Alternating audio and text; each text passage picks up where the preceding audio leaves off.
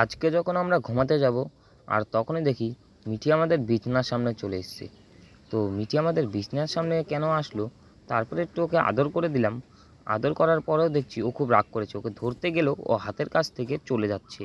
কেন জানি না, আজকে বাইরে বৃষ্টি হচ্ছিল আর ওকে কিছু খাওয়ারও দেওয়া হয়নি। তো মুখের কাছে হাতটা দিলেই ও দেখো হাতটা কীভাবে খাওয়ার মতো করছে, ঠিক আছে।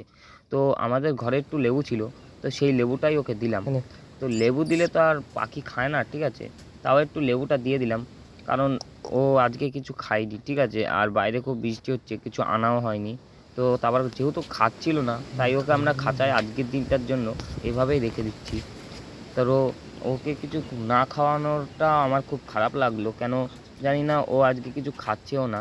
কারণ বৃষ্টির দিনে তো পাখিরা একটু শান্তই থাকে। ওকে দেখো খাঁচায় তরমুজ সব দেওয়া আছে, কিন্তু ও কিচ্ছুই খাচ্ছে না। কেন জানি না, আজকে খুব রাগ করেছি। আর তখনই দেখছি বাইরে আবার বৃষ্টি নেমে গেছে। তারপরে সিদ্ধান্ত নিলাম যে ওকে এখানে রাখবো না, ওকে রাখবো পুরো ঘরের ভেতরে, ঠিক আছে। যেখানে আমরা শুয়ে থাকি সেখানে ঘরের ভিতরে। রাতে যদি কোনো অসুবিধা হয় তখন আমাকে উঠে ওকে দেখতে হবে, ঠিক আছে। তো ওকে আমরা ঘরের ভিতরে রেখে দিলাম, আর এখনও শান্তভাবেই রয়েছে। কেন জানি না এমন হলো আজ।